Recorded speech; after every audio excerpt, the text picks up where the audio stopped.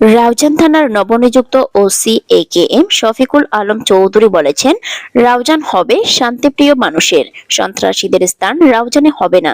আমি কাজে প্রমাণ করতে চাই, সাংবাদিক পুলিশ একে অপরের পরিপূরক, পরস্পর সহযোগিতায় রাউজানকে শান্তিপ্রিয় এলাকায় পরিণত করতে পারব। রাউজান প্রেস ক্লাবের নবনির্বাচিত নেতৃবৃন্দের সঙ্গে মত বিনিময় খালে রাউজান থানার ওসি শফিকুল আলম চৌধুরী এই মন্তব্য করেন।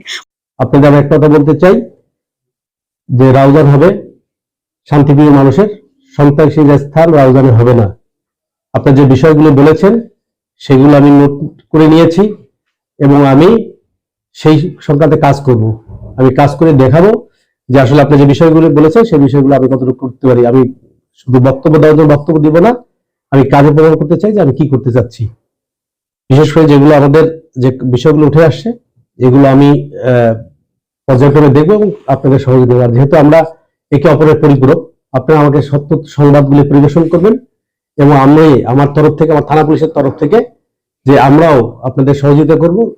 পরস্পর সহযোগিতার মাধ্যমে আমরা রাউজানকে একটা শান্তিপ্রিয় এলাকায় পরিণত করতে পারবো। শুধু পুলিশ চাইলে কিছু পারবে না, আপনারা আমাদের তথ্য দিবেন এবং সেই তথ্যের ভিত্তিতে আমরা কিন্তু কাজ করব। মতবিনিময় সভায় রাউজান প্রেস ক্লাবের সভাপতি ইনকিলাব প্রতিনিধি এম বেলাল উদ্দিনের সভাপতিত্বে ও সাধারণ সম্পাদক গ্লোবাল টেলিভিশন প্রতিনিধি নেজাম উদ্দিন রানার সঞ্চালনায় বক্তব্য রাখেন সাবেক সভাপতি সমকাল ও চট্টগ্রাম মঞ্চ প্রতিনিধি প্রদীপ শীল, সাবেক সাধারণ সম্পাদক বর্তমান কমিটির নির্বাহী সদস্য এম জাহাঙ্গীর নেওয়াজ, সাবেক সাধারণ সম্পাদক ও নির্বাহী কমিটির সদস্য প্রথম আলো প্রতিনিধি এস এম ইউসুফ উদ্দিন, সাবেক সাধারণ সম্পাদক ও নির্বাহী কমিটির সদস্য ইত্তেফাক এবং সিপ্লাস টিভি প্রতিনিধি গাজী জয়নাল আবেদিন জুবায়ের, সিনিয়র সহসভাপতি বোরের কাগজ প্রতিনিধি এম রমজান আলী, সহসভাপতি দৈনিক আমাদের সময় ও দৈনিক আজাদী মাল্টিমিডিয়া প্রতিনিধি মোহাম্মদ হাবিবুর রহমান, সাবেক সাংগঠনিক সম্পাদক দৈনিক খোলা কাগজ ও দৈনিক সাঙ্গু প্রতিনিধি কামাল উদ্দিন হাবিবি,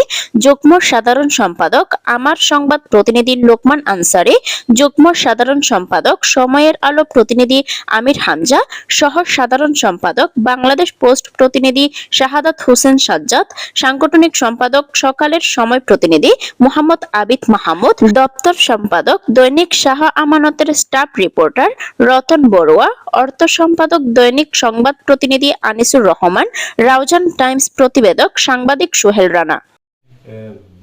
আপনার যে ঊর্ধ্বতন কর্তৃপক্ষ পুলিশের ওইখান থেকে কি কোনো নির্দেশনা আসছে কিনা, বা ফাঁড়িটা চালু করা বা এটার নতুনভাবে কোনো প্রক্রিয়া? ধন্যবাদ। এটা আমি আসলে আপনার প্রত্যেকে বক্তব্যে উঠে আসছে যে ফাঁড়িটার প্রয়োজনীয়তা, সিনিয়র স্যাররা ইতিমধ্যে এটা সম্পর্কে অবগত রয়েছেন। আপনাদের বক্তব্য আমরা সিনিয়র স্যারকে বলবো। নওয়াপাড়া ফাঁড়িটা আমাদের খুব প্রয়োজন। নওয়াপাড়া ক্যাম্পটা না থাকার কারণে যে অপরাধগুলি সংগঠিত হচ্ছে, আপনাদের প্রত্যেকে বক্তব্য উঠে আসছে। আমি স্যারদেরকে বলবো, ইনশাল্লাহ স্যার অবশ্যই একটা ব্যবস্থা করবে।